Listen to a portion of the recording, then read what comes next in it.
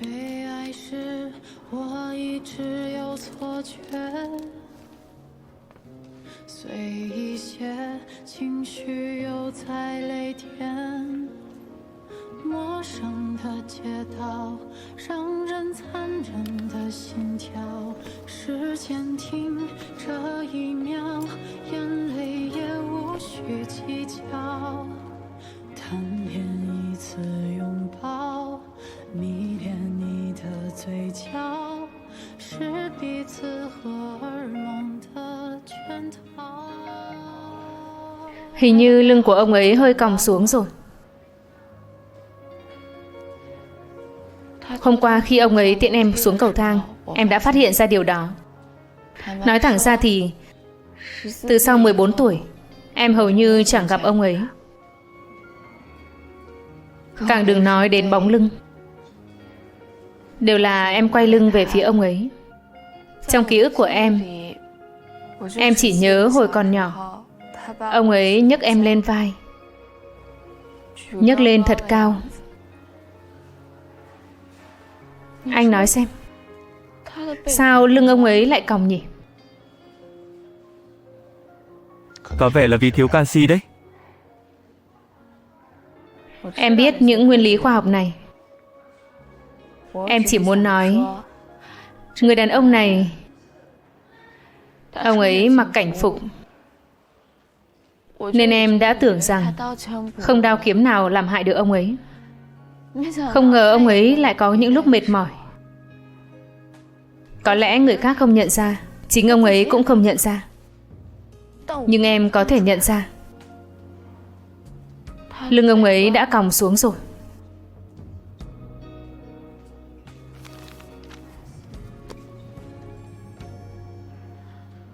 Em thật sự rất buồn. Giống như anh nói đó, em vẫn còn hận ông ấy, nhưng em lại muốn làm gì đó cho ông ấy. Em đúng là đồ điên. Em không điên. Anh có biết không, hôm qua em nói với ông ấy, em nói là ông tránh xa tôi ra. Tôi ghét ông nhất đấy.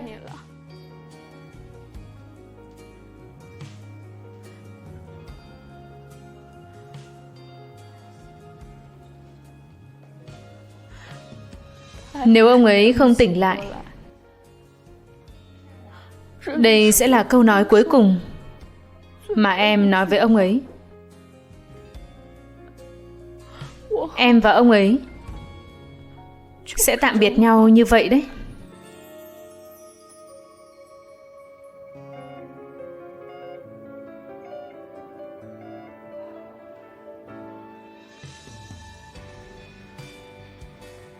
Đây có lẽ là một lời nhắc nhở trời cao dành cho em.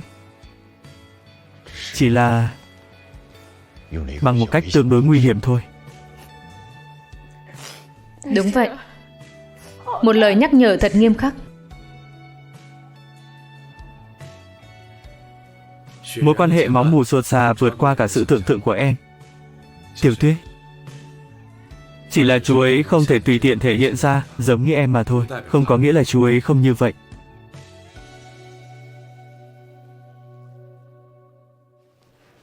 Bố ơi, con khó chịu quá. Con muốn về nhà. Truyền dịch xong bố sẽ đưa con về nhà. Ngoan nhé. Không, con muốn về nhà ngay bây giờ. Điềm Điềm ngoan nào. Truyền dịch xong bố sẽ đưa con về nhà. Mua đồ ăn ngon được không nào? Bố nói phải giữ lời đấy nhé. Bố phải luôn ở bên cạnh con, không được đi. Bố hứa với Điềm Điềm sẽ luôn ở bên cạnh Điềm Điềm được không nào? Vậy chúng ta ngoắc tay hứa đi. Ngoắc tay cùng hứa 100 năm cũng không được thay đổi. Ai thay đổi là cún con. Ngoan lắm.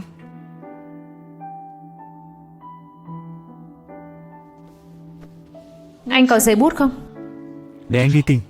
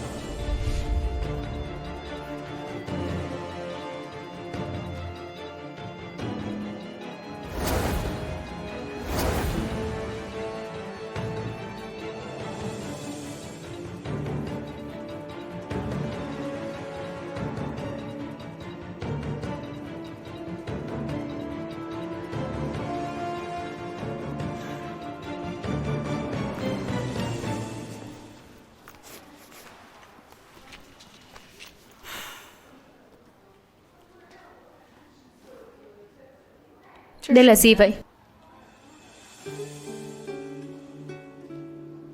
Anh cải tạo lại từ áo chống đạn bỏ đi của quân đội đấy, để dùng khi làm các nhiệm vụ mặc thường phục. Bây giờ tặng nó cho em, Tặng em làm gì?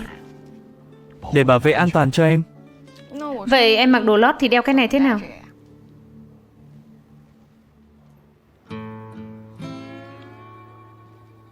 Có lẽ em phải về tự nghĩ cách thôi. Đồ trai thẳng. Mau cất miếng giáp bảo vệ ngực của anh vào đi. Em không muốn nhìn thấy nó chút nào. Tại sao? Vì xấu lắm. Sự thật rõ ràng thế cơ mà. Em không muốn nhìn nó chút nào.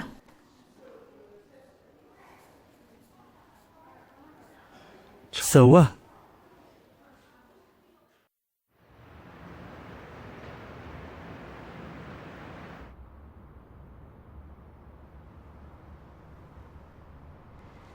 Tay bị thương rồi mà anh còn hiến máu à? Em lo cho em trước đi bác sĩ Hà.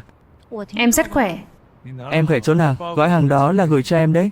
Nếu em cầm lên rồi nó nổ tung, em không sao được à? Anh lo cho em sao? Vớ vẩn.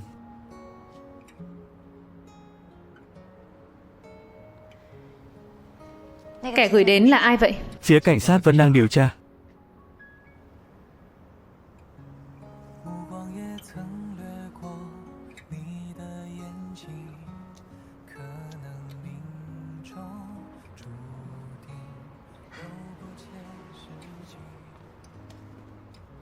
Cà phê của em. Đừng động đậy. Nào, Anh muốn làm gì? Làm gì vậy hả em? ngồi yên đi. Thả lỏng ra, thả lỏng ra. Thả lỏng đi.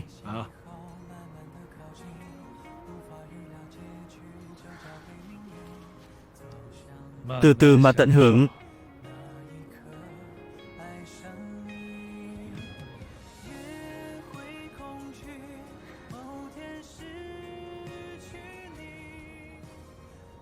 Thế nào? Bên trái, sang bên trái một chút đi. Đúng, đúng, đúng, chính là ở đây.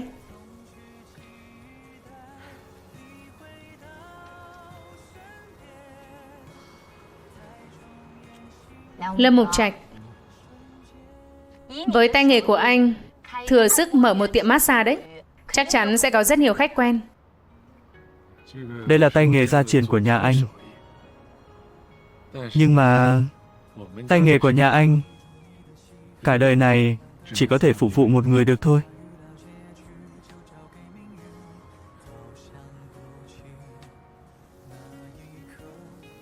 Hà Sơ, em suy nghĩ thêm về việc đến đơn vị anh đi. Ở đâu?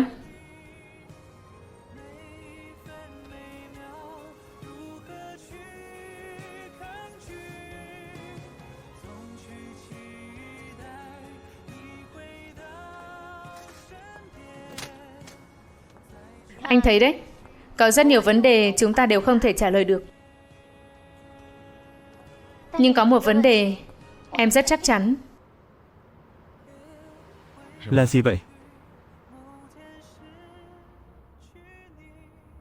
Ánh trăng đêm nay thật đẹp.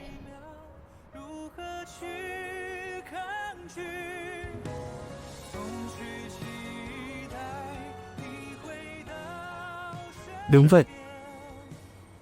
Được rồi đội trưởng Lương, cảm ơn anh. Em đã hoàn toàn hồi phục rồi, có thể tiếp tục làm việc được rồi. Cũng xin chúc tay của anh sớm bình phục. Em còn nhớ các kỹ thuật chạy trốn mà anh đã dạy em không? Không được đi du lịch một mình, không được ở khách sạn một mình. Cài số điện thoại của cảnh sát và nút gọi nhanh của điện thoại. Ở nhà một mình, phải đóng chặt cửa và cửa sổ, không được giao dịch đồ ăn hay giao hàng đến tận nhà. Nhất định phải nhớ rõ vị trí hộp cứu hỏa ở cầu thang bộ và trong thang máy. Ngoài ra, dù thang máy có nhanh đến mức nào, trong vòng 3 tầng lầu, tốc độ người chạy ở cầu thang bộ vẫn có thể đạt đến nó. Vì thế, trong trường hợp khẩn cấp, khi muốn thoát khỏi sự truy đuổi, khi vào thang máy nhất định phải bấm 3 tầng trở lên. Lúc cần thiết phải bấm thêm mấy tầng nữa để đạt được mục tiêu làm đối phương bối rối. Bất kỳ thứ gì trong tay đều có thể dùng làm vũ khí phòng thân. Nếu thật sự không thể chạy thoát, vậy thì chạy vào chỗ đông người, hét to cầu cứu. Đội trưởng Lương, những điều anh nói với em đều ghi nhớ trong lòng, sẽ không quên đâu. Cũng không tồi. Em đi nhé.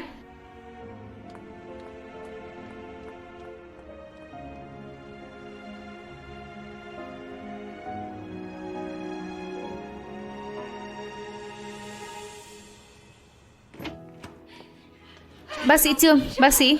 Sao cô lại đến đây? Đây là bà của Kha Vĩ. Chúng tôi vừa đến đồn công an. Được biết Kha Vĩ đã được đưa đến đây. Bây giờ tình hình thế nào rồi? Bác sĩ. Bị thương rất nặng. Điểm chí mạng nhất là dị vật đâm vào từ chỗ cơ hoành tâm nhĩ phải, xuyên qua tim, rồi lại đâm xuyên qua ngực phải, trực tiếp đâm vào bên phải cổ.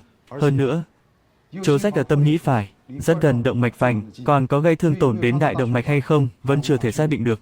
Chỉ có cách tiếp tục dò xét trong quá trình phẫu thuật. Bác sĩ, tôi cầu xin anh hãy cứu lấy nó.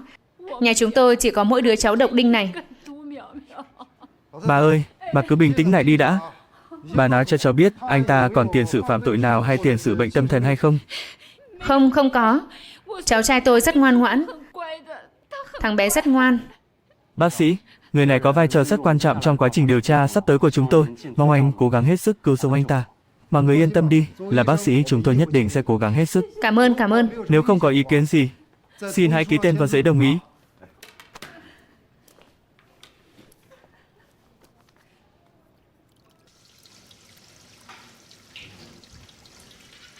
Anh lại dám nhận cả cuộc phẫu thuật thế này. Hết cách. Trưởng khoa Trần đang ở nơi khác, thầy Lỗ lại bị bệnh. Người từng làm phẫu thuật xử lý dị vật xuyên qua người thế này chỉ có mình anh. Anh không làm thì ai làm? Hôm nay anh ta đã gây nổ làm bị thương rất nhiều người. Vì thế phải mau chóng cứu được anh ta để cảnh sát còn điều tra.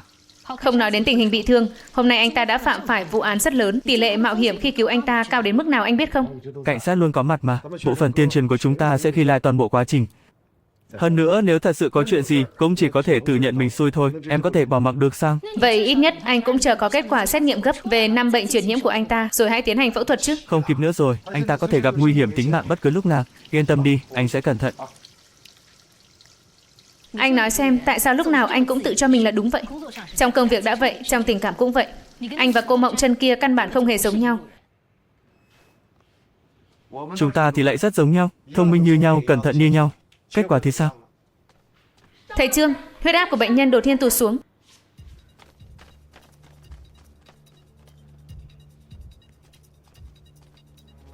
Tình hình thế nào rồi? Bệnh nhân run rẩy liên tục. Bắt đầu gây mê đi. Vâng.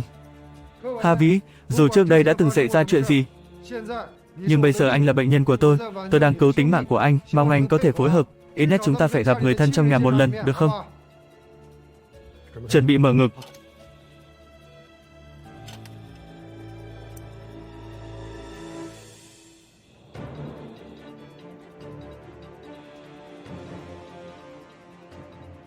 Giữ vững nhé. Cố gắng một phát ăn ngay, nào. 1, 2. Đè xuống. Đè kẹp cầm máu xuống. Ở đây.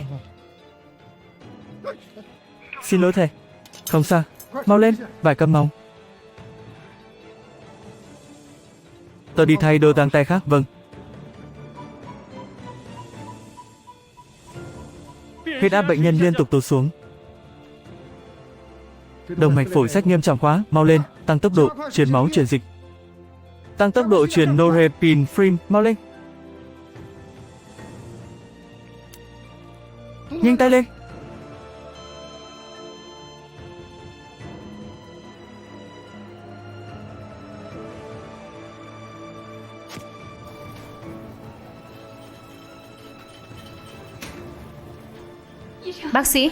Bác sĩ, cháu tôi thế nào rồi? Anh nói đi chứ. Anh nói đi chứ.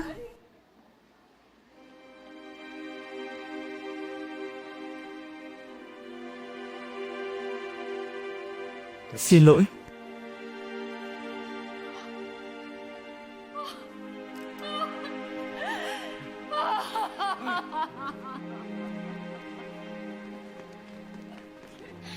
Rồi sẽ ổn thôi. Cháu trai của tôi. Mễ Cốc. Hạ Sơ, mình đang tìm cậu đây. Các cậu đến phòng trực cấp cứu chờ mình trước nhé.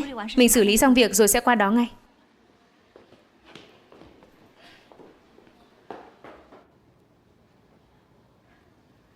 Còn có câu này nữa, cảm giác không được chặt chẽ lắm, nhưng tôi lại không tìm thấy cách diễn đạt chuẩn xác hơn. Vậy cứ tô đỏ đã, đợi đến lúc sửa lại bài thì xem lại. Được. Chắc thế này là hết rồi phải không? Vậy tôi sao chép một bản nhé.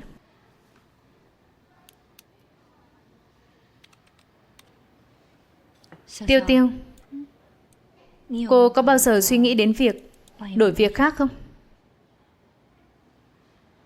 Tại sao? Tôi hỏi chơi thôi. Ví dụ như sau này, cô có một người bạn trai rất bận rộn, lại làm việc ở xa cô.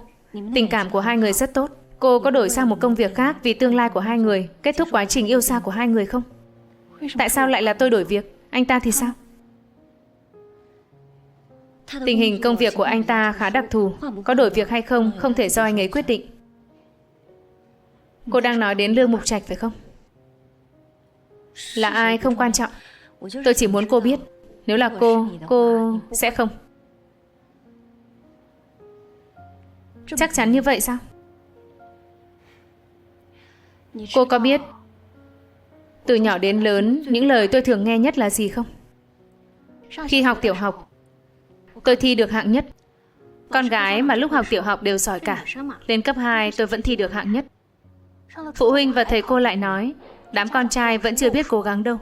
Đợi đến cấp 3 tôi thi đỗ vào chuyên tự nhiên. Câu cửa miệng của giáo viên toán là: với đề bài này tôi không có yêu cầu gì với các bạn nữ. Nếu các bạn nam làm sai thì sẽ bị đánh đòn. Dù bài nào tôi cũng có thể làm đúng. Khi tôi thi đỗ vào Đại học Quân y, khi vừa bắt đầu thực tập, giáo viên hướng dẫn đều nói, con gái giỏi lý thuyết, nhưng thực nghiệm lâm sàng thì con trai vẫn giỏi hơn.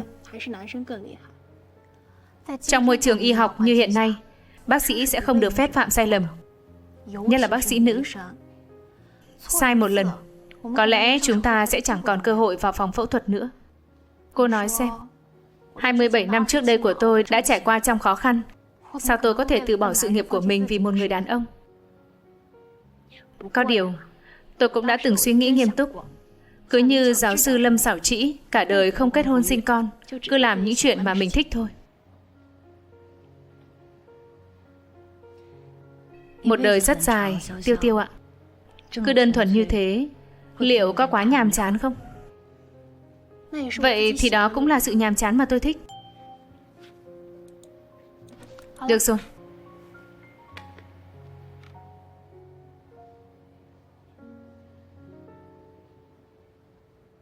Tôi đang xem bản kế hoạch.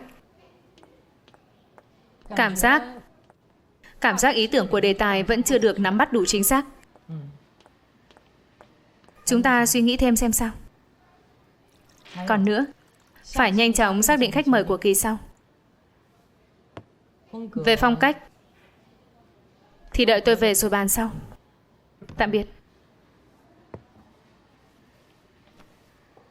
Cậu xong việc rồi à? Bà cụ kia đâu rồi? Mình nhờ trưởng thôn cùng bà ấy ngồi đợi mình trên xe. Cậu tìm mình có việc gì thế?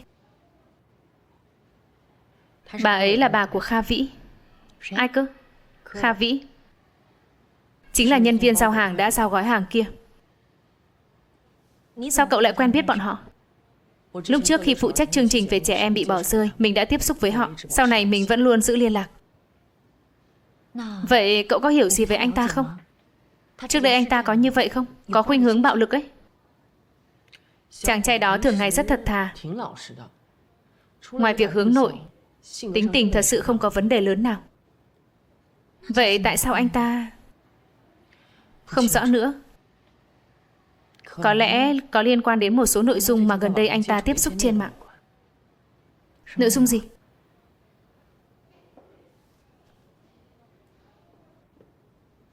Trong máy tính của anh ta, mình phát hiện ra một bức ảnh thế này. Tại sao anh ta lại lưu giữ loại ảnh này? Cậu báo cảnh sát chưa?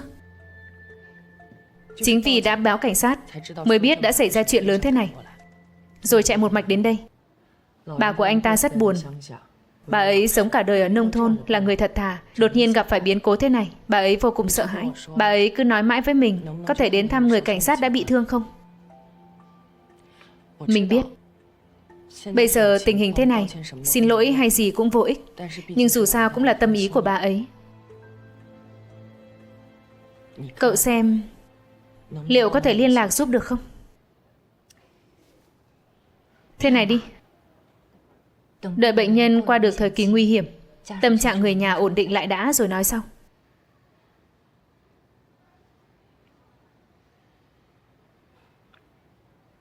Còn một chuyện nữa. Chuyện gì vậy? Mình và Trác Nhiên yêu nhau rồi.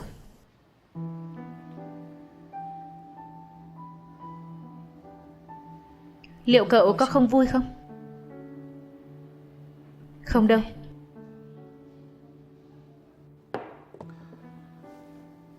Mình chỉ muốn nói với cậu, hãy coi cậu ấy như một người xa lạ, làm quen lại từ đầu. Bảo vệ bản thân cho tốt, đừng đắm chìm vào quá nhanh. Còn nữa, trong mối quan hệ của hai cậu, mình vĩnh viễn là bạn của cậu.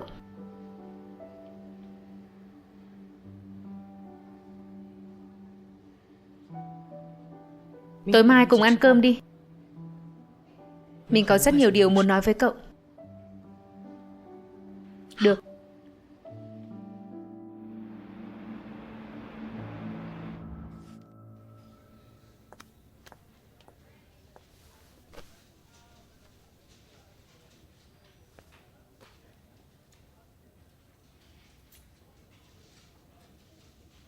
Ngày 25 tháng 12 năm 2009, trong một nhiệm vụ liên kết giữa quân đội và cảnh sát, tên tội phạm ma túy đã bắt giữ đứa con trai vừa tròn 18 tuổi tuần trước của đồng bọn của mình.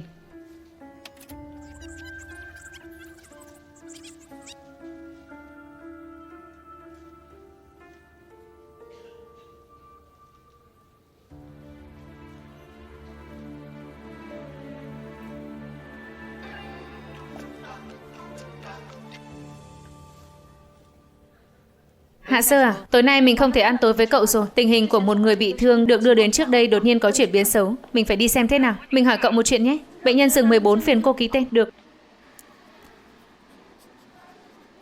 Sao vậy? Cảm ơn bác sĩ Hạ. Bố mẹ Trác Nhiên trước đây làm nghề gì vậy? Mình chỉ biết sức khỏe của mẹ cậu ấy không được tốt. Còn về bố cậu ấy, hình như cậu ấy không bao giờ nhắc đến. Sao tự dưng cậu lại hỏi chuyện này? Hôm nay mình ngồi chỉnh băng video trong kho tư liệu. Mình thấy con trai của một tên tội phạm ma túy trông rất giống Trác Nhiên. Bác sĩ Hà. Nói sau nhé, mình làm việc đã.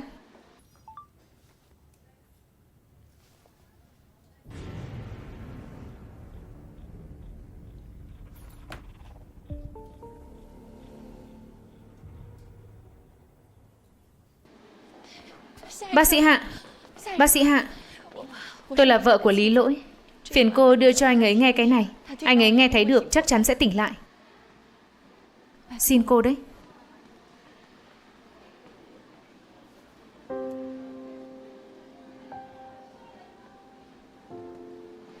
Tình hình bệnh nhân rất nguy hiểm. Chúng tôi cần 6 đơn vị máu. Phiền các anh nhanh lên chút. Bệnh nhân chỉ vừa mới làm bố. Được, cảm ơn. Tình hình tệ lắm sao? Sốc nhiễm trùng nặng. Chỉ số đông máu trở nên hỗn loạn. Vẫn luôn dùng thuốc nhưng vẫn không duy trì được huyết áp. Tiếp tục dùng thuốc. Đợi huyết tương được đưa đến thì mau chóng truyền vào. Vâng.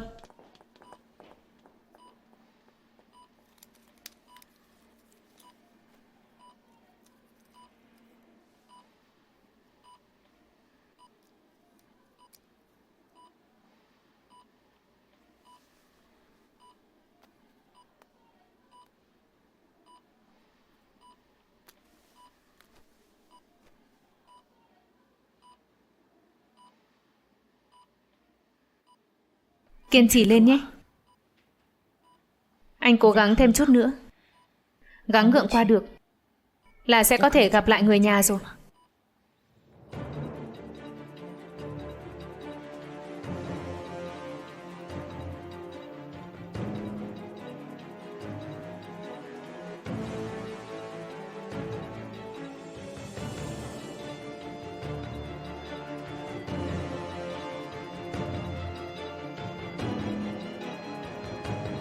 Xin chào, phiền anh Dục lấy thêm huyết tương mới giúp tôi. Xin chào. Phiền anh dục lấy thêm huyết tương mới giúp tôi. Xin chào, phiền anh dục lấy thêm huyết tương mới giúp tôi. Bệnh nhân phòng cấp cứu đang cần gấp. Cảm ơn.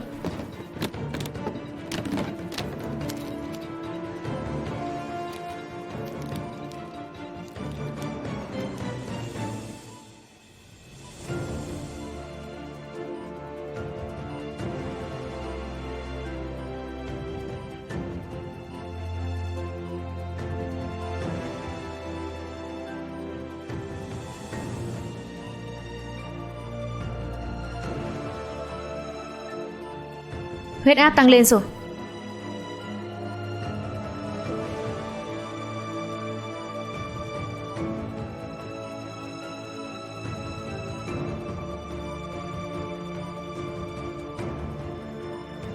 Vậy cuối cùng thì sao? Anh ta có để lại lời nào không?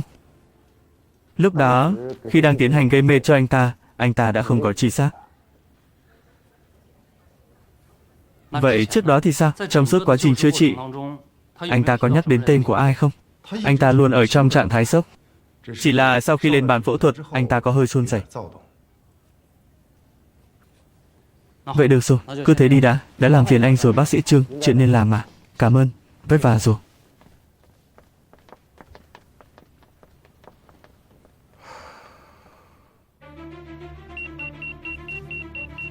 Bệnh nhân bị rung thất, chuẩn bị khử rung tim.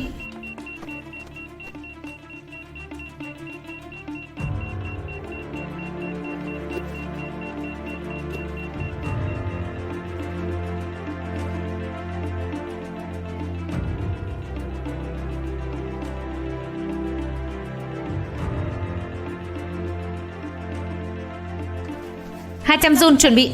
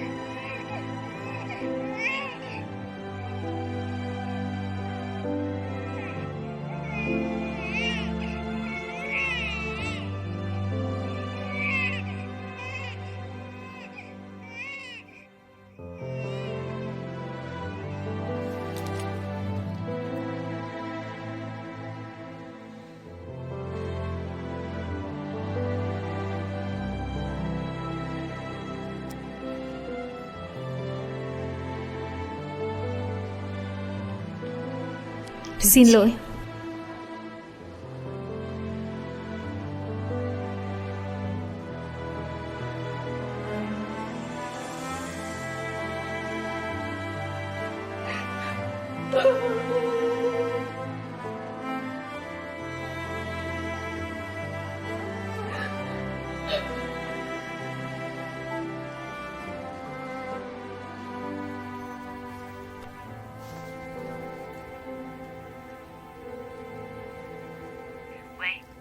Mông Trân, anh tan làm rồi.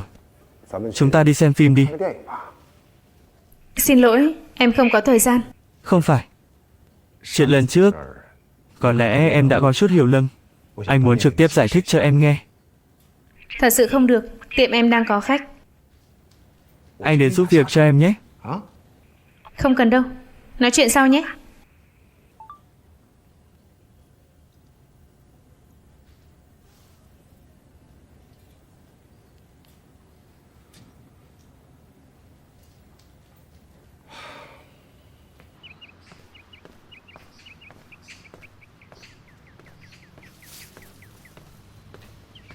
Cô ơi, cô uống nước đi ạ. Cảm ơn cháu, cô đừng khách sáo ạ. Vừa rồi, cô đã vào tiệm của cháu xem qua. Bố trí có hơi khác với những gì cô tưởng tượng. Mang phong cách rất Tây. Cảm ơn cô. Thật ra bên ngoài có rất nhiều những tiệm sách độc lập như thế này. Nếu có thời gian, cô cũng có thể đi dạo xem. Bây giờ đều là mua sách ở trên mạng cả. Cũng chẳng hay đi dạo nữa.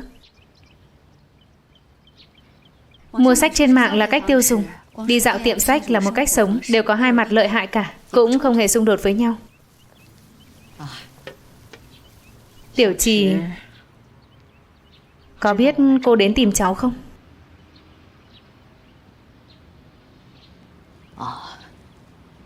Cảm ơn cháu. Hôm nay cô đến đường đột quá. Từ sau hôm gặp cháu, mấy ngày nay cô đều không ngủ được. Bố Tiểu Trì cũng khuyên cô phải mở rộng lòng hơn với chuyện của các cháu. Nói thật, cô không mở rộng lòng được. Con trai cô hiểu. Những năm qua, nó đã có vài cô bạn gái, đều không đáng kể. Có thể đưa về cho cô chú gặp mặt là nó đã rất thật lòng. Có điều, có câu nói rất đúng thế này: yêu và cưới là hai chuyện khác nhau. Nếu hai cháu là hai người trẻ tuổi mới hơn 20, yêu nhau vài năm, chắc chắn cô sẽ không đến đây nói nhiều. Quan trọng là tuổi tác của các cháu đều không còn nhỏ nữa. Nhất là cháu Tiểu Trần ạ. Một mình nuôi con không dễ dàng. So với một mối tình lãng mạn nhưng không có kết quả, cô nghĩ cháu cần một mối quan hệ hôn nhân ổn định hơn. Rất rõ ràng, con trai cô không phải là đối tượng kết hôn phù hợp với cháu. Cô rất sợ nó làm cháu lỡ dở. Cháu nghĩ sao Tiểu Trần?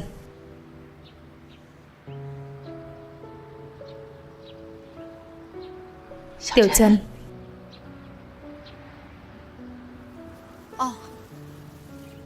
Cô ạ, cô không cần lo đâu. Tiền đề của việc bị lỡ dở là cháu phải đồng ý để lỡ dở. Nhưng cháu còn chưa nói đồng ý, nên cũng không thể nói bác sĩ Trương làm lỡ dở được. Chị Trân, chúng em đến rồi. Các em đợi chị một lát nhé. Vậy chúng em vào trong đợi chị trước. Chị nhanh lên nhé. Được. Xin lỗi cô, khách cháu đã hẹn trước. Cháu phải vào làm việc rồi. Xin cô cứ tự nhiên.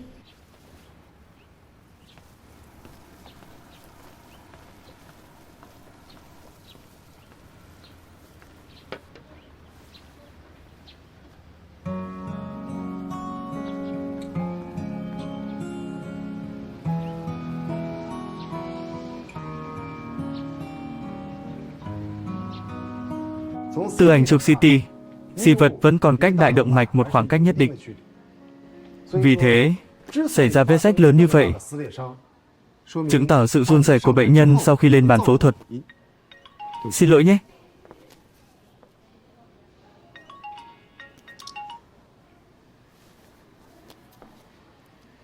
Vừa nãy nó đến đâu rồi? Run rẩy. Run rẩy. À, vì thế, từ nay về sau, khi chúng ta tiêm thuốc mê cho bệnh nhân, nhất định phải chú ý thời điểm để tiêm thuốc gây mê. Hiểu chưa? Mau ghi lại đi, đừng nhìn tôi mãi thế.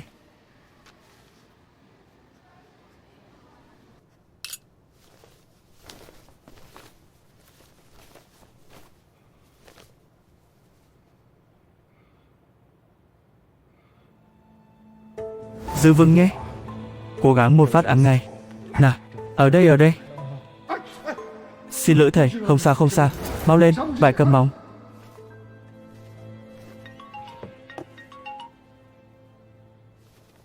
Alo, Tiêu Tiêu à?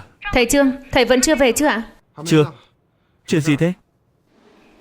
Khoa xét nghiệm vừa gọi điện thông báo Kha Vĩ, kẻ đã gây ra vụ nổ rồi mất mạng, dương tính với viêm gan B. Tất cả các nhân viên y tế từng tham gia vào cuộc phẫu thuật đều phải tiêm globulin miễn dịch viêm gan B.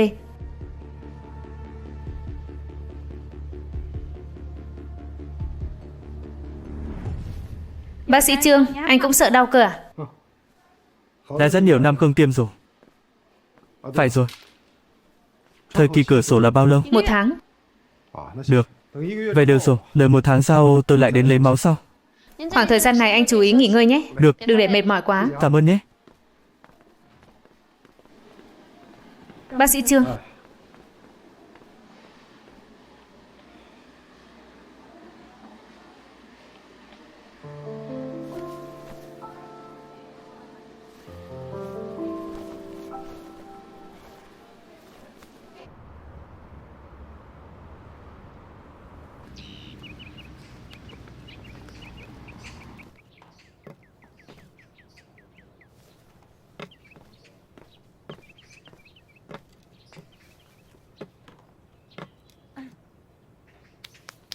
Cảm ơn.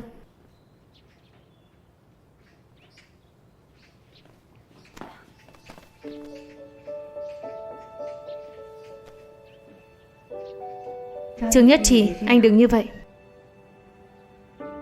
Anh xin lỗi. Anh xin lỗi. Vừa nãy anh gọi điện cho em mãi,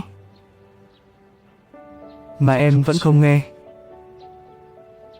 Anh còn tưởng em gặp chuyện gì rồi chứ. Không, em không mang điện thoại theo người.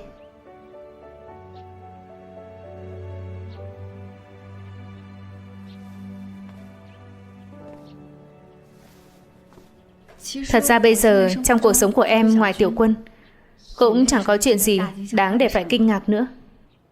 Vậy anh thì sao? Anh chưa bao giờ thuộc về cuộc sống của em. Trần Mộng Trân.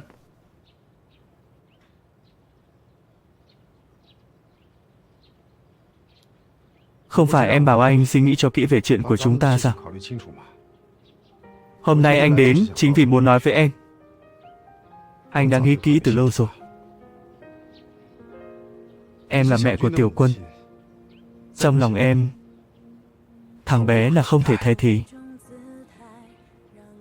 Lần trước bố anh hỏi anh đã chuẩn bị tâm lý để đón nhận thằng bé hay chưa.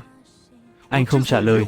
Không phải vì anh chưa suy nghĩ kỹ, là vì anh cảm thấy vấn đề này hoàn toàn không cần nghĩ. Thậm chí anh từng nghĩ sau này chúng ta không cần có con nữa, chỉ cần một mình thằng bé thôi.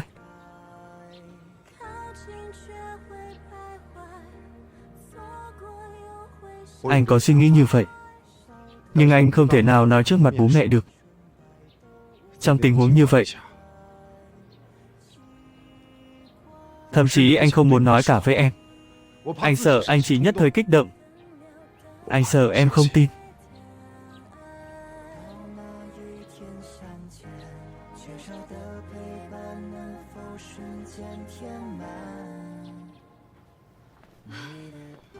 Tại sao lại là em? Chắc là duyên phận. Không có nhiều lý do như vậy đâu. Chỉ là cảm thấy phù hợp mà thôi. Từ ngày đầu tiên gặp em. Phù hợp. Vì thế nên không quan tâm đến điều kiện của em. Dù em chẳng phải là lựa chọn tốt nhất, phải không? Đúng vậy. Nhưng em quan tâm. Người đàn ông mà em lấy phải là người cho rằng em là lựa chọn tốt nhất. Gia đình của em, sự nghiệp của em, tất cả những điều mà em đã từng trải qua đã nhào nặn nên phiên bản tốt nhất của em ngày hôm nay. Người ấy cưới em nhất định là lựa chọn mà người ấy cảm thấy là tốt nhất, chứ không phải sự hy sinh lớn lao nhất của người ấy. Em không quan tâm.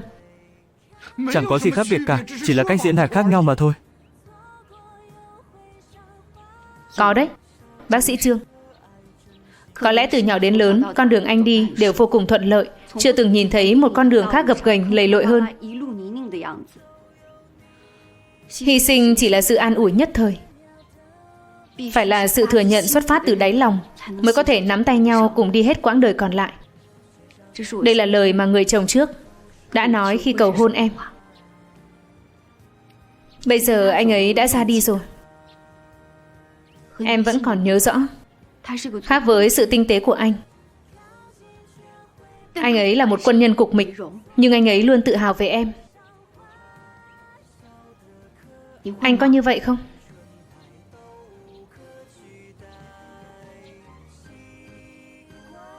Hai chúng ta là những người không cùng đi trên một con đường, càng gần nhau sẽ càng khó khăn.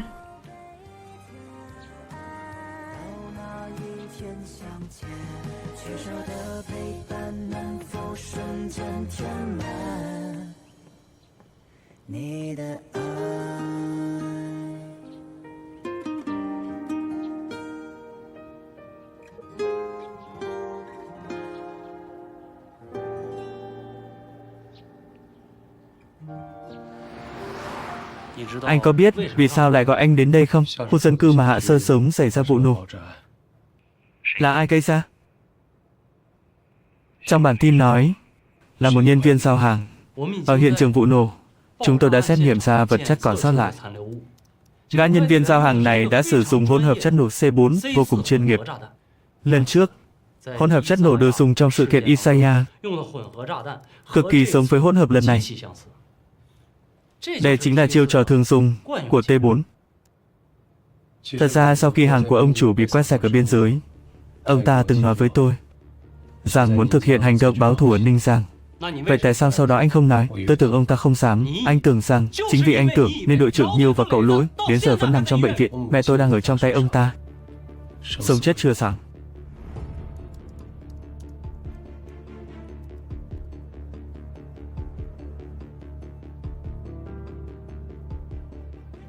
Làm thế nào mà ông ta liên lạc được với nhân viên giao hàng? City of the Sky. Hải tặc khủng bố. Hải tặc khủng bố. Ông chủ. Hải tặc khủng bố chỉ là một tài khoản, chẳng phải thế sao? Chỉ cần ông chủ muốn, bất kỳ ai cũng đều có thể đứng sau tài khoản này.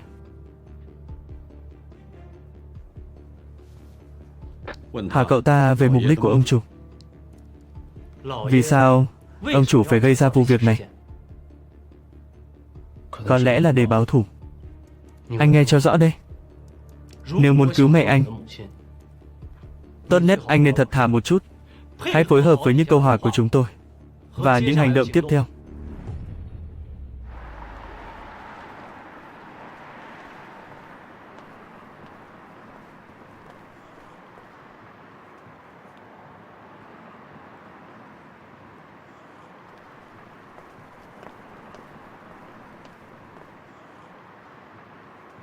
Cảm ơn các bạn thân yêu đã xem buổi livestream của tôi. Nếu các bạn thích, 7 giờ rưỡi tối mai, hẹn gặp ở phòng số 2924 nhé. Yêu các bạn nhiều.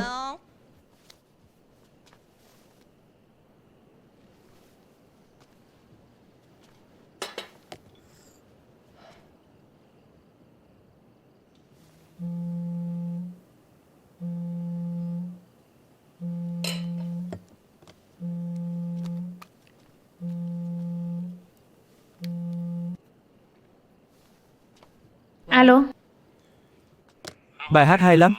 2924. anh xem buổi livestream của em rồi à? Thú vị hơn những gì anh tưởng tượng đấy. Cảm ơn sự thừa nhận của anh nhé.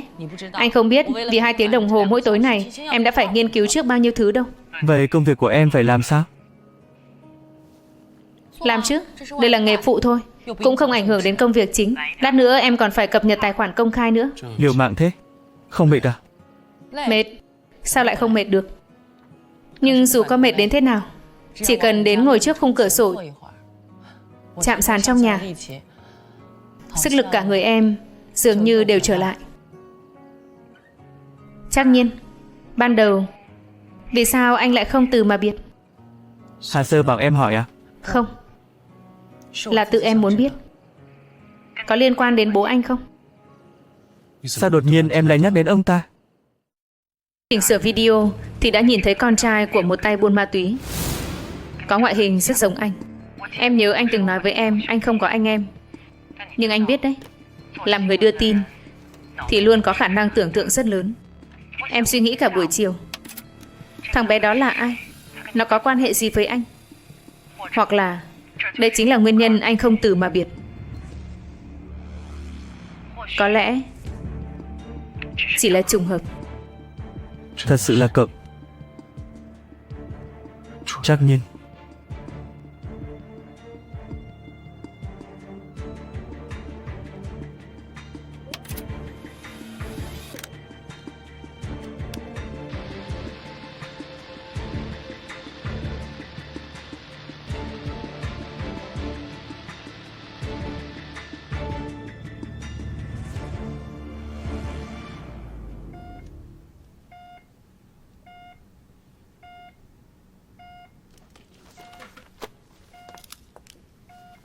Chú Nhiêu, tỉnh chưa?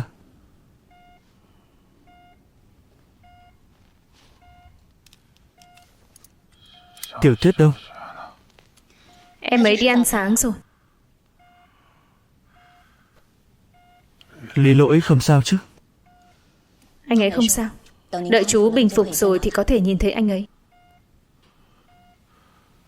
Nghi phạm đâu? Chết rồi.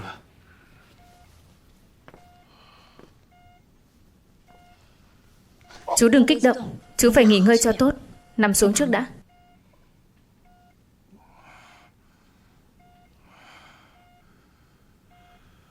Bác sĩ Hà, khi nào thì tôi có thể xuất viện?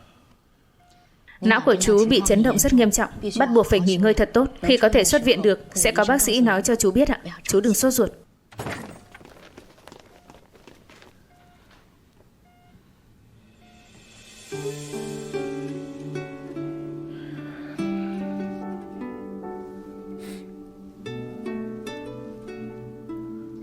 Cháu đi ra trước đây, có thời gian lại đến thăm chú ạ.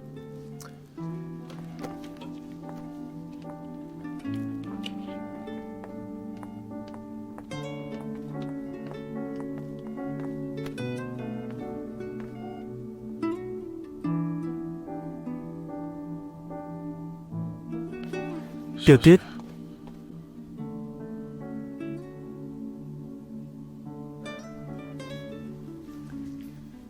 Tình hình của chú Nhiêu không có gì đáng ngại, nhưng phải nhắc nhở chú ấy chú ý nghỉ ngơi. biết rồi. Có một chuyện này.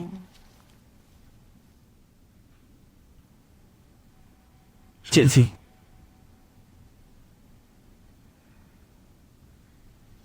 Người nhà của Kha Vĩ muốn tới thăm người cảnh sát bị thương một chút. Không cần thiết đâu. Em biết nhắc đến yêu cầu đó trong thời điểm này có hơi quá đáng. Nhưng em luôn cảm thấy đằng sau vụ án đánh bom này không hề chỉ là tội lỗi của một thiếu niên. Có lẽ còn có nguyên nhân sâu xa hơn. Nguyên do gì? Ảnh nền máy tính của Kha Vĩ là ảnh của một người tự sát. Bên trên có mấy chữ City of the Sky. City of the Sky. Em chắc chắn không?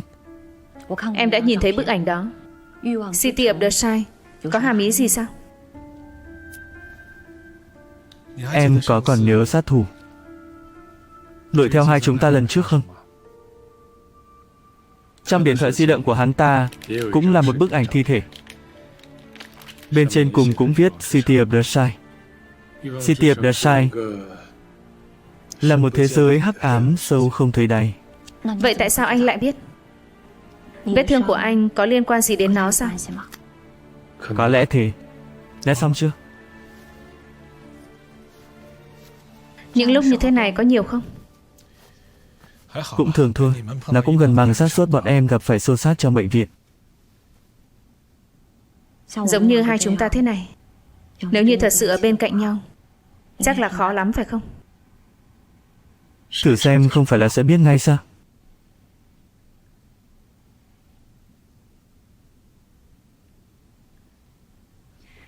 Anh có từng nói thế với đại diện môn ngữ văn lớp anh chưa? Chưa. Còn cô y tá nhỏ Isaiah thì sao?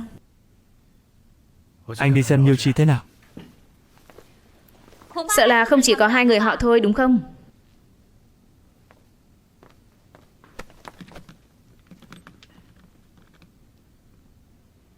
Chỉ có em thôi, Đại Nhiêu.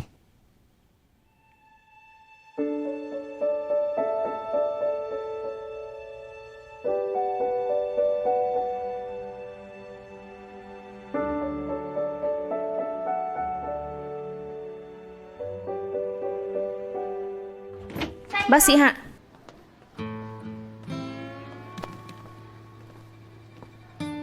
Bố, sao bố lại đến thế ạ? Cháu chào chú ạ.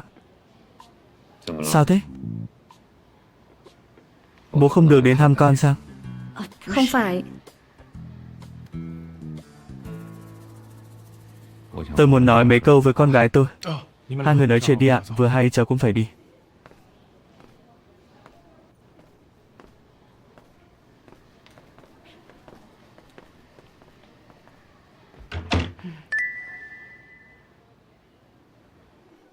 Con định cứ đứng ở đấy mãi sao?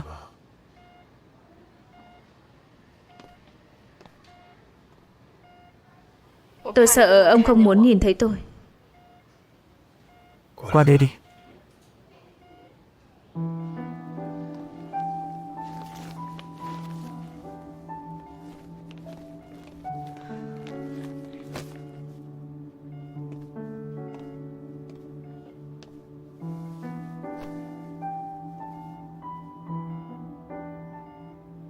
Đã mua những gì thế? Sữa đậu nành, phở cuốn chay, bánh rán sốt gà, khoai tây sợi trộn chua ngọt. Nhiều vậy à? Đều là món mà ông thích ăn. Con vẫn còn nhớ hết sao? Không nhớ. Hỏi mẹ tôi đấy. Bà ấy biết bố bị thương rồi à?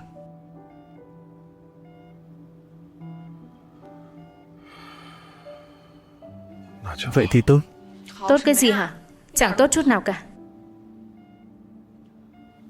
Tôi nói với mẹ tôi, mua nhiều đồ ăn ngon như vậy chính là để nuôi ông thành một con heo mập, khiến ông không làm cảnh sát được nữa. Ác thế cơ à? Nhưng mà sau khi tôi nói lời nói dối này thì hình như đột nhiên hiểu ra được gì đó. Hiểu ra được gì? Hiểu ra tại sao ông không cho tôi được ở bên cạnh ông, cứ luôn đưa tôi đi nơi khác, nói với người khác tôi không phải là con gái của ông. Hình như cũng không phải là ông rất ghét tôi. Vậy lần này con đã chuẩn bị ngoan ngoãn nghe lời chưa? Không bao giờ. Tiểu Tiết, Đúng rồi, tôi đã vẽ xong tranh chân dung đưa cho đồng nghiệp của ông rồi. Buổi tối hôm đó tôi đi men theo con đường bên cạnh bờ biển. Khi đi qua đường hầm, nhìn thấy một người đàn ông lái xe đi qua.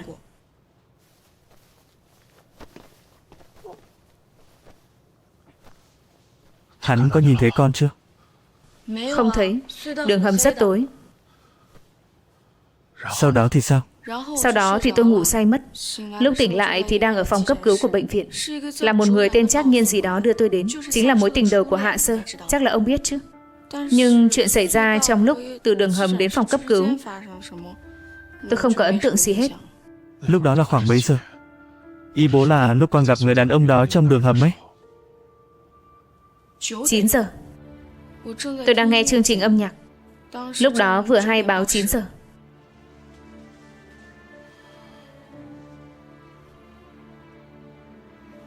Chín giờ. Đàn ông Trác Nghiên, nghi phạm lúc còn sống từng có tiền sử tụ tập mọi người sử dụng ma túy. Trong thời gian cai nghiện, anh ta thường xuyên đăng nhập nhiều lần vào City of the Sky. Bị ma túy dụ dỗ, anh ta đã nhận một thẻ nhiệm vụ trò chơi. Nội dung của nhiệm vụ có liên quan đến vụ án đánh bom lần này. Người đưa nhiệm vụ vẫn là hải tặc khủng bố, đang ẩn náu trong bóng tối. Chỉ có người từng giao dịch với hải tặc khủng bố mới quen biết hắn. Rất có khả năng là tên buôn ma túy đã tiến hành giao dịch ma túy với hắn trong đường hầm Vân Sơn. Dựa theo chân dung mà nhân chứng cung cấp, chúng tôi đã xác định thân phận của nghi phạm này.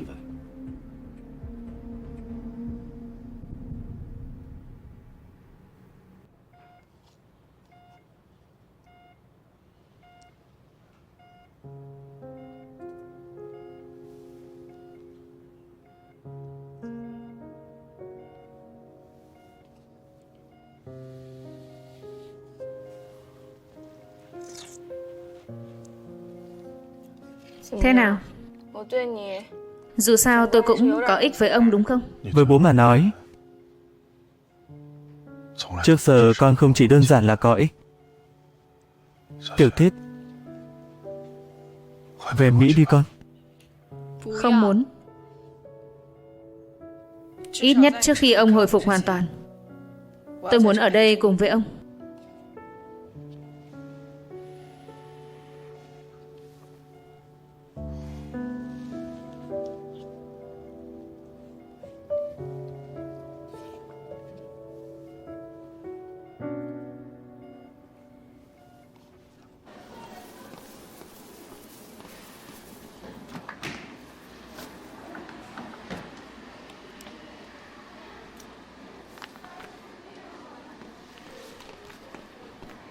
Viết gì thế? Bố em vẫn ổn chứ? Vẫn ổn. Vậy thì tốt. Có phải anh đang viết thư tình cho em không?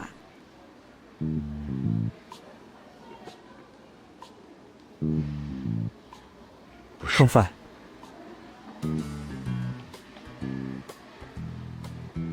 Lâm Mục Trạch, lấy đâu ra vậy? Vừa nhìn thấy một chị, hóa ra là một kế toán, hiện đang làm điều phối viên nội tạng. Anh thấy chị ấy đang giảng cho người khác về ý nghĩa của việc hiến tạng, nên anh đã xin chị ấy một quyền. Anh muốn hiến tạng sao? Từ lần trước anh bị trúng đạn nhập viện, nhặt lại được cái mạng này, anh vẫn luôn có suy nghĩ đâu. Anh còn từng bị trúng đạn à? Ở đây.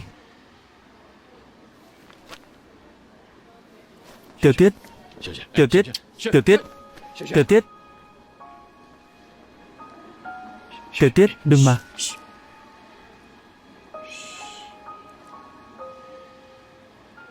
Để cho em nghe trái tim của anh nói như thế nào.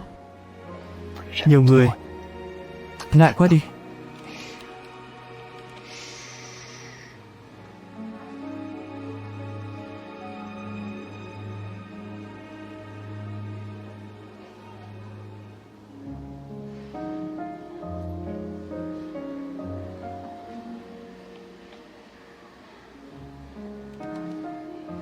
Được rồi, em biết rồi. Trái tim của anh đã nói với em rồi. Nói anh độc thân một mình quen rồi, còn thích nhìn người ta đoàn viên nữa. Cho nên nó ủng hộ suy nghĩ của anh. Đưa em đến ga tàu điện đi. Đội trưởng không ở đây, anh không thể tự ý rời đi được. Xin lỗi. Cậu có thể đi. Đội trưởng, đừng về nhà nữa, đến nhà khách quân đội đi, ngủ một giấc thật ngon. Cậu đưa con bé đến ga tàu điện. Vâng. Đi đi. Cảm ơn đội trưởng.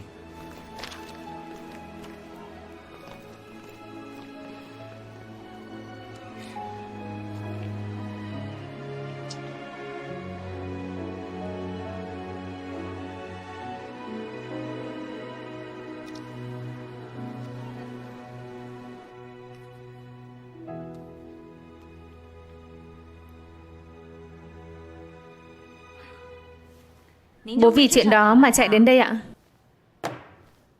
Trên đấy còn nhỏ sao? Thực ra cũng không có gì cả. Bố xem, không phải con vẫn lành lặn đây sao? Yên tâm đi. Bố không yên tâm. Khoan hăng nói đến vụ đánh bom. Con không sao, đấy là vì con may mắn. Chỉ nói đến việc con suốt ngày lăn lộn cùng với binh sĩ kia, bố nghe nói thôi là đã lo mất ăn mất ngủ rồi. Bố nói kiểu gì thế ạ? Cái gì gọi là lăn lộn một chỗ ạ? Lương Mục Trạch là một quân nhân vô cùng đứng đắn. Trong khoảng thời gian con ở nhà anh ấy vô cùng tôn trọng con. Hai bọn con ở cùng nhau cũng vô cùng vui vẻ. Con cái, đây đều là thủ đoạn của đàn ông. Nếu cậu ta không bỏ chút công sức trước mặt thế, thì sao cậu ta lừa con thành bạn gái của cậu ta được? Không phải trước đây con đã nói với bố rồi sao? Làm bạn gái của anh ấy là vì chiều ý mẹ anh ấy thôi. Thế thì nực cười rồi. Cậu ta chiều ý mẹ cậu ta, sao lại lôi kéo con gái bố vào làm gì? Đây là biểu hiện tôn trọng con đấy sao? Còn vui vẻ nữa. Bố thấy con giống hệt như bố, đọc nhiều sách đến ngốc rồi. Bố có ngốc hay không con không biết. Nói chung con khẳng định con không ngốc. Lương Mục Trạch rốt cuộc là người thế nào con rõ ràng hơn bất cứ ai. Chuyện đóng giả làm bạn gái của anh ấy đúng thật do con xử lý không tốt. Nhưng mà bây giờ con đang nghiêm túc suy nghĩ con nên làm bạn gái thật của anh ấy hay không. Con dám. Trai chưa vợ gái chưa chồng, con có gì mà không dám chứ. Con, chuyển hành. Gì cơ? Lập tức chuyển hành về Đông An với bố. Bố đùa gì thế ạ? Bố không đùa gì hết. Lúc đầu là bố cổ vũ con học y, là bố cổ vũ con đến Ninh Giang, cũng là bố cổ vũ con ra ngoài nhìn ngắm thế giới nhiều một chút. Vậy bây giờ thì sao? Con gái bố vất vả cực nhọc bồi dưỡng, đến cuối cùng lại làm vợ của quân nhân, xoay quanh cuộc sống của người khác. Con không có. Nếu lựa chọn Lương Mục Trạch thì đó chính là tương lai của con. Đó chính là phí phạm cuộc đời. Nếu đang như thế, tại sao bố không thể ích kỷ một chút, giữ con lại ở bên cạnh bố? Ít nhất cũng khiến con bình an sống qua ngày. Phải suốt ngày lo lắng không yên cho cậu ta.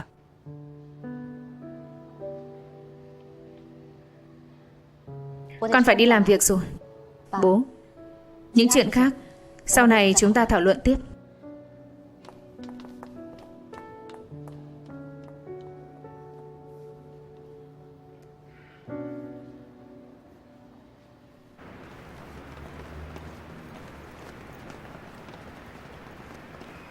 Em đi đây. Tạm biệt. Anh không thể đưa em về quân doanh được sao? Đội trưởng chị cho anh đưa em đến ga tàu điện. Anh ấy đâu biết anh đưa em đến đâu đâu. Anh biết. Vậy anh không thể giả vờ không biết được sao? Anh không thể.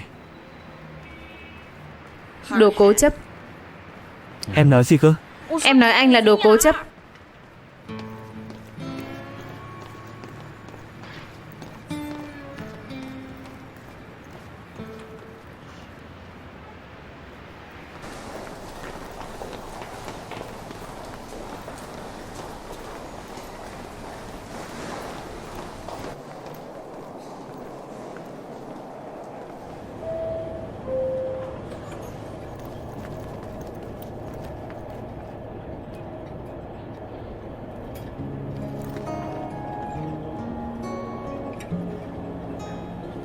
Sao anh lại ở đây?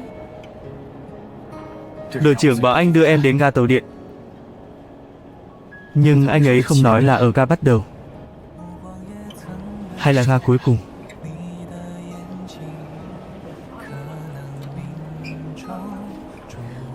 Kinh nghiệm quá nhỉ.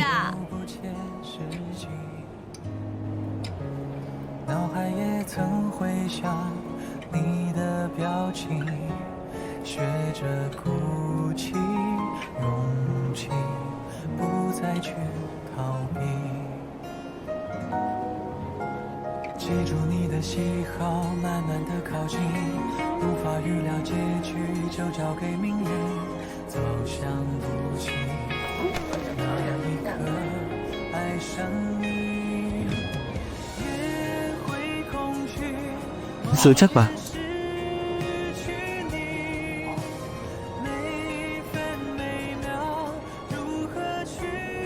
Đúng rồi, em có đồ cho anh đấy.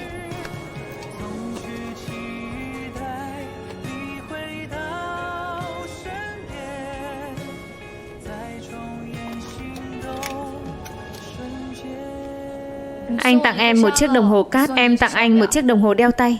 Như vậy chúng ta có thể sống trong thời gian của nhau rồi. Có thích không?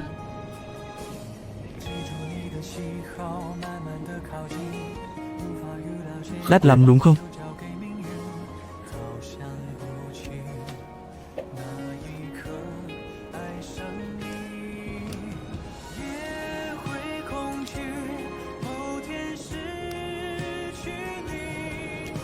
Không bằng tình cảm của Điền Dũng dành cho em.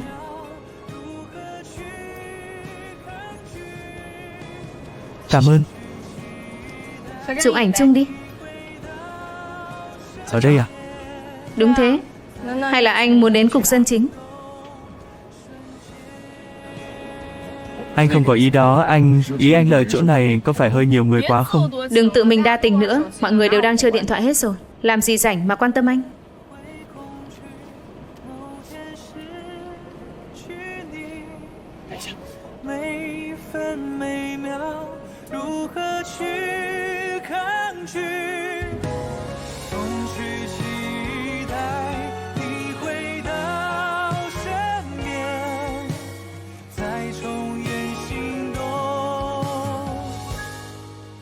Đi xét nghiệm máu trước. Sau khi lấy được kết quả xét nghiệm thì mang đến gặp tôi. Cảm ơn bác sĩ, không có gì. Người tiếp theo.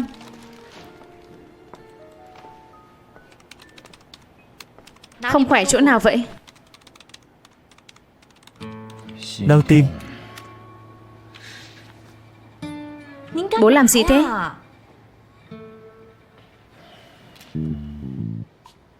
Làm gì là làm gì? Bố bốc số. Không cho thăm con gái, cũng không cho khám bác sĩ luôn sao?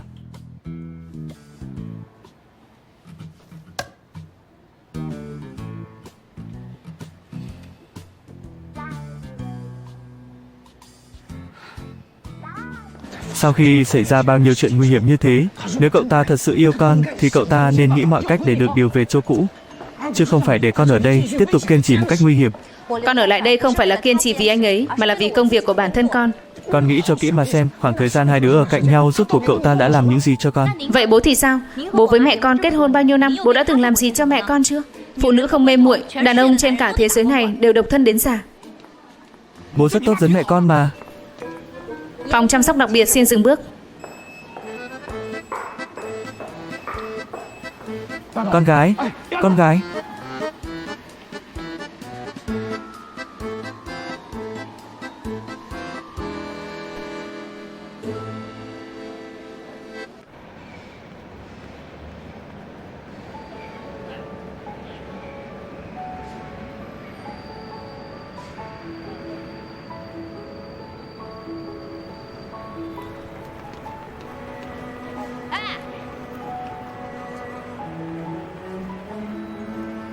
Sau khi chỉnh sửa ảnh xong, em sẽ gửi cho anh.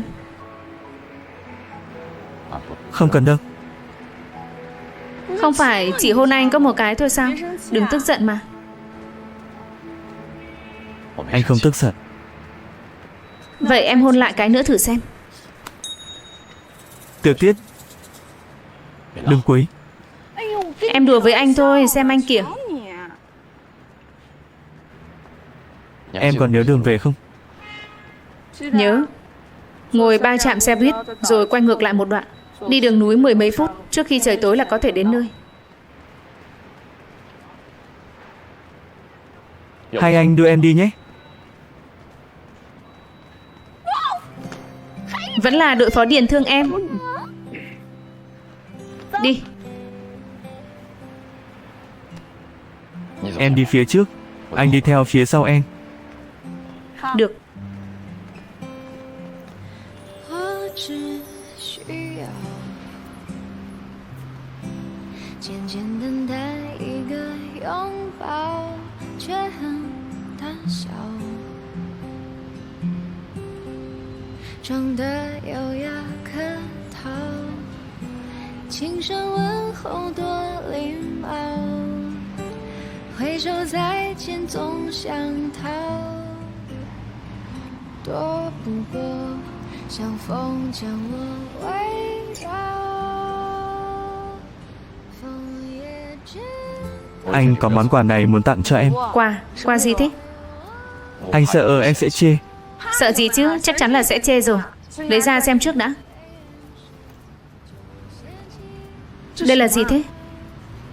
Lần trước, em chê miếng giáp bảo vệ tim quá xấu. Anh tìm đồng đội làm việc trong nhà máy sản xuất vật liệu chống đạn sau khi xuất ngũ để tìm một số tài liệu về Dynema, làm cho em một chiếc áo chống đạn mới. Kiểu dáng này em có thể chấp nhận được không? Không thể. Tiểu Tiết, đây là vật liệu chống đạn tiên tiến nhất trên thế giới. Rất nhẹ, rất mềm. Tất nhiên, vì thời gian quá ngắn, tay nghề thủ công của anh có lẽ hơi thô. Nhưng anh vẫn hy vọng em có thể chấp nhận. Đừng cười. Giang Hoài nhất định phải mặc vào. Hứa với anh, Giang Hoài nhất định phải mặc nó vào được không? Như vậy thì cảnh sát Neil cũng có thể yên tâm hơn chút. Chỉ là để cho cảnh sát Neil yên tâm thôi sao?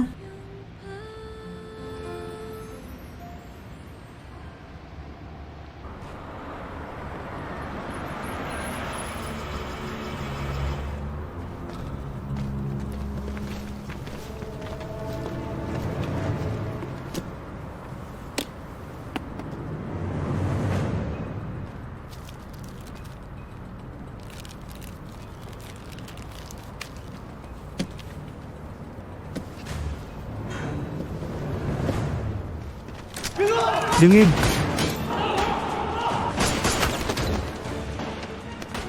Âm thanh gì vậy? Đứng im ở đây. Điền Dũng.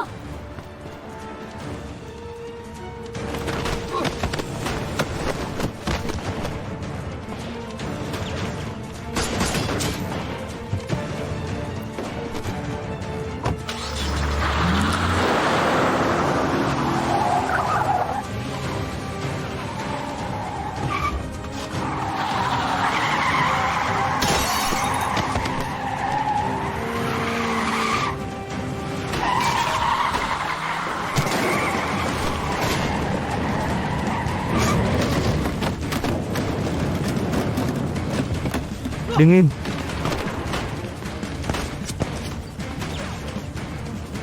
Đứng lại.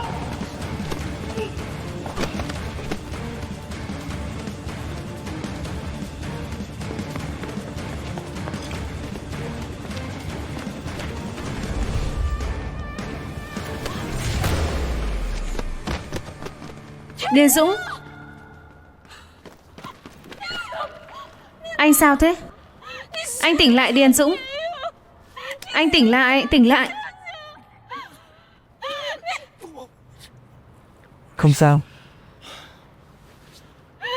Anh dọa chết em rồi.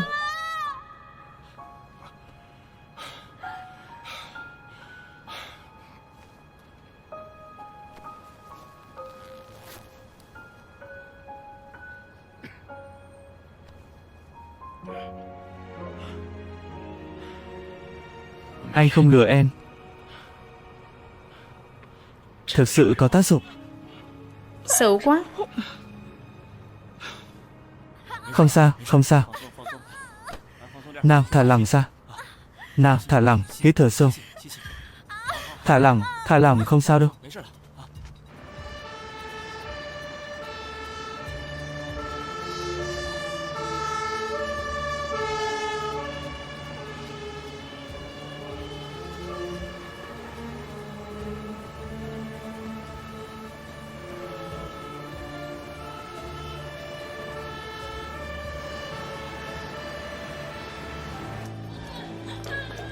Chuyện gì vậy? Sản phụ do lực tác động bên ngoài dẫn đến chảy nhiều máu. Trước đây có tiền sử 5 năm hút ma túy, 1 lần mang thai ngoài tử cung, 2 lần sinh đẻ. Đây là lần thứ 3 cô ấy mang thai, nhưng đã không nghe được tim thai nữa rồi. Thông báo cho khoa gây mê hồi sức và sơ sinh có mặt, chuẩn bị mổ lấy thai. Giao cho tôi đi, được. Bác sĩ Hạ.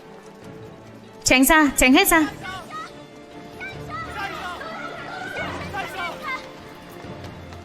Có thể nghe thấy tôi nói không? Nếu như nghe thấy thì hãy nắm lấy tay tôi. Truyền máu trước đã, báo cho khoa xương, khoa ngoại thường, hội chẩn y khoa khẩn cấp, còn nữa gọi điện cho bác sĩ Tống. Được.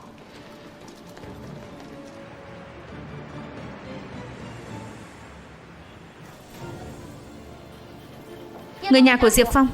Là chúng tôi. Đi nộp phí.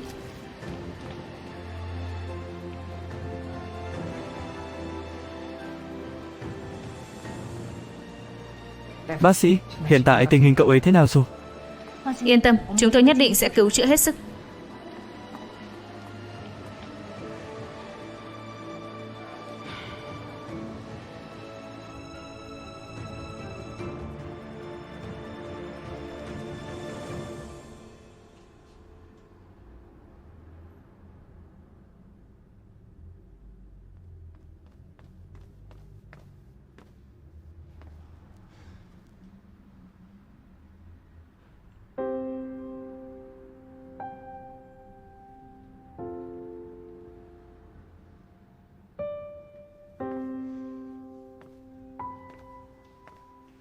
Nữ trưởng. Không sao chứ? Không sao. Tiểu Tiết đã ở trong doanh trại rồi, tôi biết. Đã gọi điện thoại cho tôi rồi. Sếp thì sao? Ở bên trong. Nói gì thế? Không biết. Lương Mục Trạch xuất thân gia đình quân nhân. Trình độ chính trị và quân sự tuyệt đối xuất sắc. Cậu ấy không chỉ từng tham gia đào tạo tại Học viện Hunter ở Isaiah, hơn nữa còn có thành tích đứng đầu trong số 14 người, vượt qua kỳ đánh giá. Thân là đội trưởng đội đột kích Lôi Đình, kinh nghiệm thực chiến của cậu ấy vô cùng phong phú.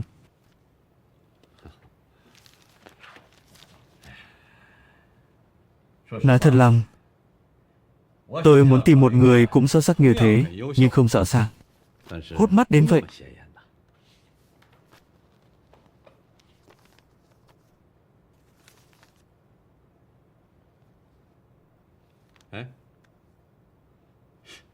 Sĩ quan tên Điền Dũng này, quê quán và các thành viên trong gia đình cậu ấy, sao đều để trống hết thế?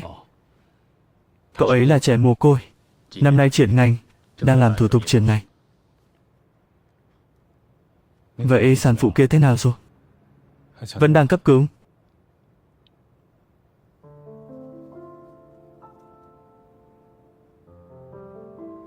Bụng cô ta cũng to lắm rồi, Điền Dũng. Tôi là tôi cảm thấy có thể ngăn được cô ta. Lúc đó cô ta chảy rất nhiều máu. Tôi sợ liệu có bị sinh non không. Cô ta là tội phạm buôn ma túy. Cô ta bắn súng vào 2 người. Cậu không làm sai gì cả. Nếu không phải là cậu thì người đang ở trên bàn mổ bây giờ là Tiểu Tuyết rồi. Tôi hiểu. Tôi chỉ nghĩ đứa bé ở trong bụng cô ta liệu vừa ra đời đã không nhìn thấy mẹ nữa không? Tôi không chịu được chuyện đó.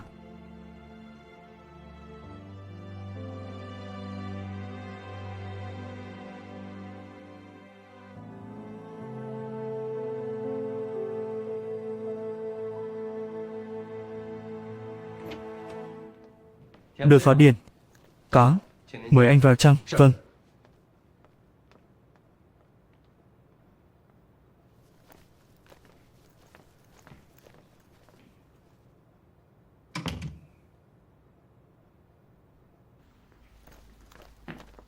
Chào thủ trưởng.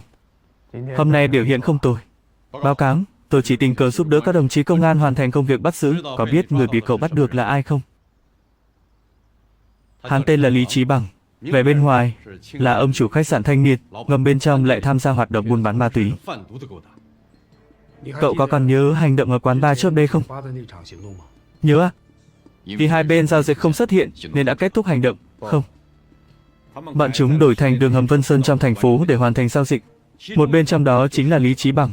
Bên còn lại là người liên hệ với hắn trên mạng, với tên ID Hải tặc khủng bố. Cậu có biết City of the Sai không? Nó hiện là nền tảng lớn nhất cho các giao dịch ma túy trực tuyến. Cục trưởng, Điền Dũng bình thường ít lên mạng lắm, càng đừng nói là dark web. Vậy cậu có biết ông chủ không? Ông ta là ai?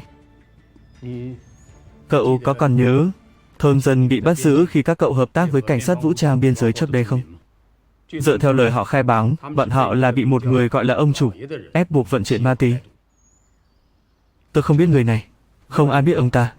Người này ẩn giấu rất sâu, thế lực lan rộng khắp Đông Nam Á. Bây giờ là nhân vật có quyền lực thật sự của T4, một tổ chức lính đánh thuê quốc tế. Chất nổ, ma túy, con người, buôn bán nội tạng. Chỉ cần là món hàng kiếm được tiền thì bọn chúng đều làm. Bây giờ đã trở thành một cục u nhọt nhức nhối ở tuyến đường biên giới rồi. 3 tháng trước, chúng tôi đã bắt được một tên buôn ma túy tên là Lưu Chính Dân.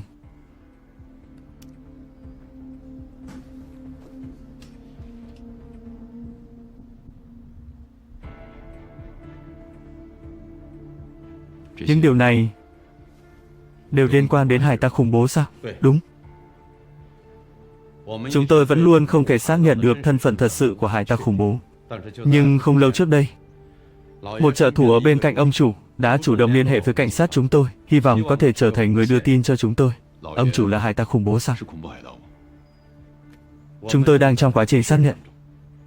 Chúng tôi đang muốn lợi dụng người bị bắt hôm nay, Lý Chí Bằng, để hắn liên lạc với hải tặc khủng bố qua City of the Sai. Nói với đối phương rằng chúng tôi có một món tiền mặt lớn, cần bọn chúng chuyển đi giúp. Sau đó thì sao? Sau đó một khi đối phương tấn công, cậu sẽ là người liên lạc tiếp xúc với bọn chúng.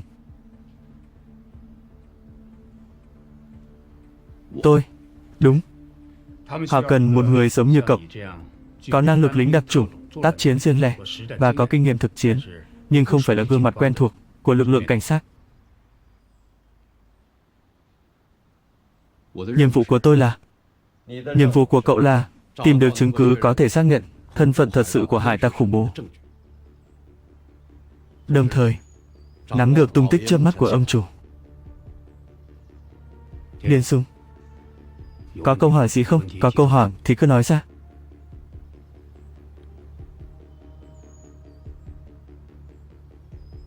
Thủ trưởng, bọn chúng có phải là đầu sỏ tội ác của việc xảy ra hôm nay không? Theo một nghĩa nào đó thì đúng vậy.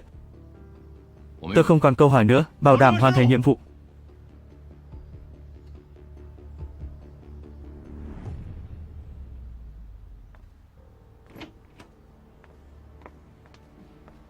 Lữ đoàn trưởng, Như Phong tỉnh lại chưa? Tỉnh rồi. Đi, đưa tôi đi thăm. Điền Sung đâu? Điền Sung, cậu ấy phải ở lại đây, có nhiệm vụ mới. Vâng.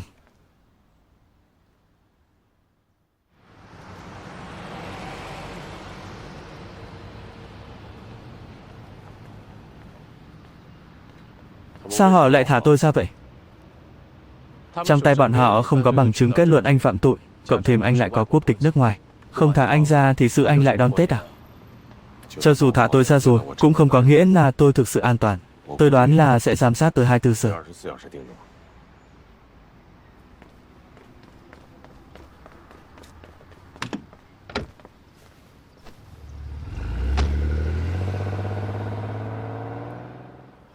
Chúng tôi đã nhận được thông báo, thành lập một tiểu đội, kết hợp quân đội và cảnh sát với các anh. Mục đích chính là thả dây dài câu cá lớn, chính là muốn một mẹ tóm gọn hắn và chủ mưu phía sau hắn. Tôi sẽ bảo với nội gián của tôi, toàn lực phối hợp hành động lần này. Được. Thả lỏng một chút. Chúng ta bị bọn họ giám sát, cũng không phải mới 1-2 ngày đầu, không phải vẫn tốt đấy sao? Ông chủ có tin tức gì không? Anh có biết mấy ngày anh vào đồn công an này đã xảy ra những chuyện gì không? Khu phố chỗ nhà của Lương Mục Trạch bị người ta nổ tung rồi. Là ông chủ phái người làm. Cho dù ông ấy biết anh ở trong đó. Cậu muốn nói gì hả? Tất nhiên, ông ấy làm như vậy là vì muốn báo thù cảnh sát, bắt giữ hàng của ông ấy. Còn về chọc giận cảnh sát sẽ dẫn đến hậu quả như thế nào, ông ấy căn bản không cần suy nghĩ. Dù sao thì người cũng ở nước ngoài. Mà cái mạng của anh dường như đối với ông ấy mà nói không đáng một đồng. Anh đoán xem, cảnh sát tiếp theo đây sẽ có hành động gì?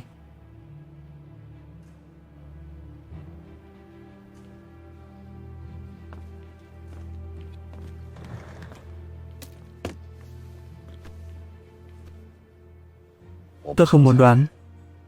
Cậu cũng không cần phải kích động quan hệ của tôi với ông chủ trước mặt tôi. Cậu nghĩ tôi ngu à?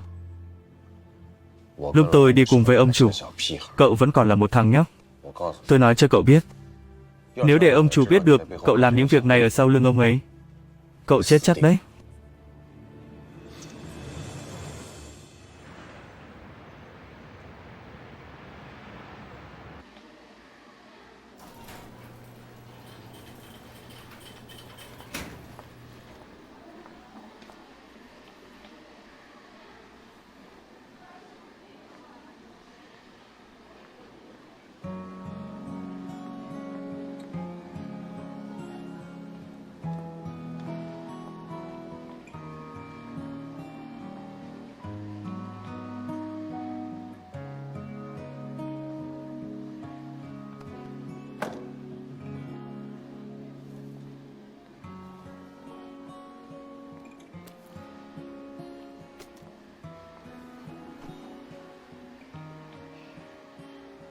Con đặt vé máy bay cho bố về Đông An có được không?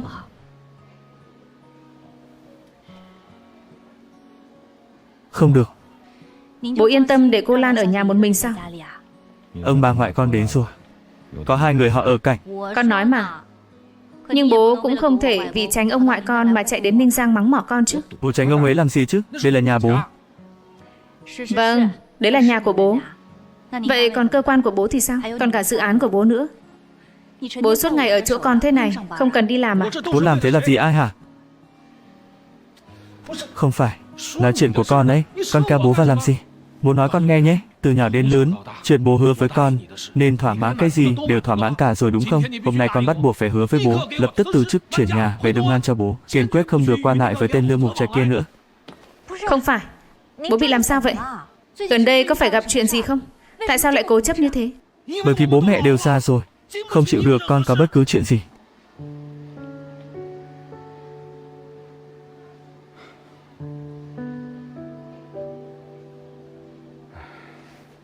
Bố về khách sạn trước.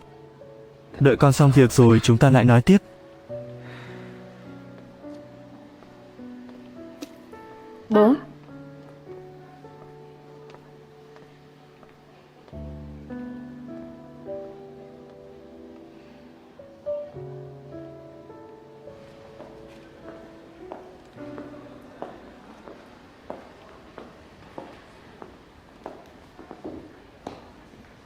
Bác sĩ Trương.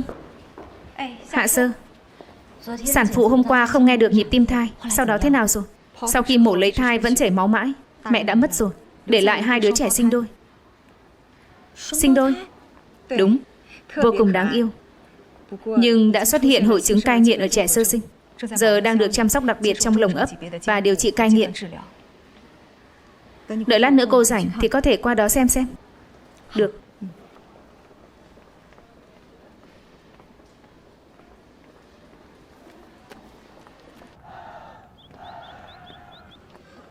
Được.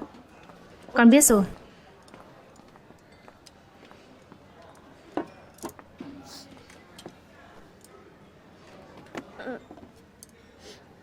Yên tâm đi. Con đã được tiêm globulin miễn dịch rồi. Đợi có kết quả ra, con sẽ nói cho bố mẹ biết. Con còn đang làm việc. Con không nói chuyện nữa nhé. Tạm biệt.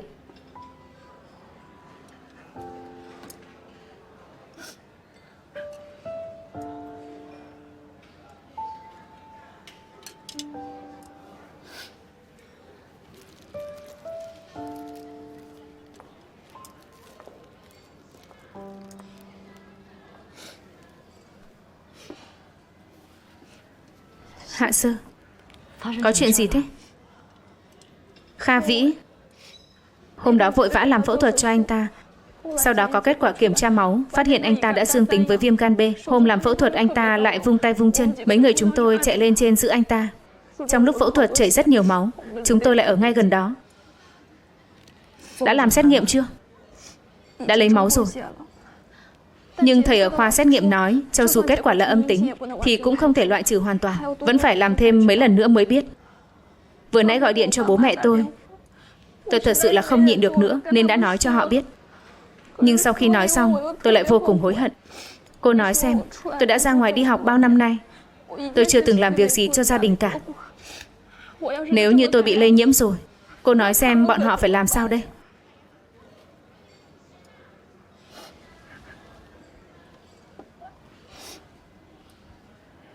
Thực ra tôi vẫn ổn.